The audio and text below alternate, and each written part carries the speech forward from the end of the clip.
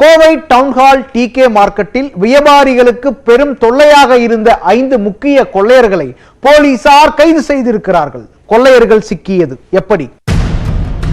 Kovai town hall decay மார்க்கெட்டில் உள்ள ஒரு மளிகை கடையில் தூத்துக்குடியை சேர்ந்த மணி என்பவர் வேலை செய்து வருகிறார். வேலை முடிந்து இரவில் கடையிலேயே படுத்து உறங்குவது மணியின் வழக்கம். சில நாட்களுக்கு முன்பு இரவில் மணி தூங்கிக் கொண்டிருந்த போது திடீரென கடைக்குள் புகுந்த மர்ம நபர்கள் 3 பேர் அங்கிருந்த பொருட்கள் மற்றும் பணத்தை கொள்ளையடித்தனர். கொள்ளையர்களை தடுத்து பொருட்களை காப்பாற்ற முயன்ற மணியை கொள்ளையர்கள் இரும்பு கம்பியால் மண்டையில் அடித்தனர். படுகாயமடைந்த மணி சிகிச்சைக்கு பின்னர் மீண்டும் பணிக்கு சென்று வருகிறார். மேலும் டிகே மார்க்கெட்டில் அடிக்கடி கொள்ளை சம்பவம் நடந்து வருவதாக போலீசாருக்கு தொடர்ந்து புகார்கள் வந்தன. இதையடுத்து காவல் ஆணையாளர் பாலகிருஷ்ணன் உத்தரவின் பேரில் ஆர்எஸ்புரம் உதவி ஆணையாளர் ரவிக்குமார் தலைமையில் தனிப்படை அமைக்கப்பட்டது. தனிப்படை போலீசார் சாதாரண உடையில் இரவு பகலாக டிகே மார்க்கெட் பகுதியில் ரோந்து சென்று வந்தனர்.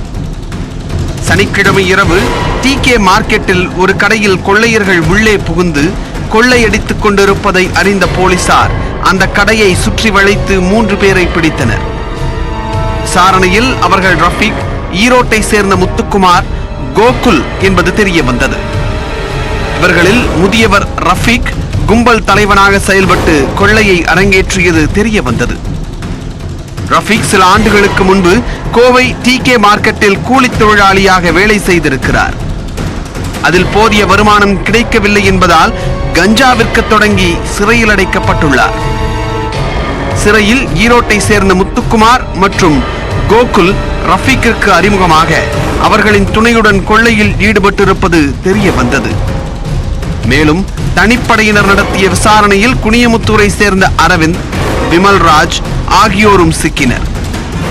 இவர்கள் இருவரும் டிகே மார்க்கெட்டில் தொடர்ந்து மோட்டார் சைக்கிள் திருட்டில் ஈடுபட்டு வந்தது குறிப்பிடத்தக்கது.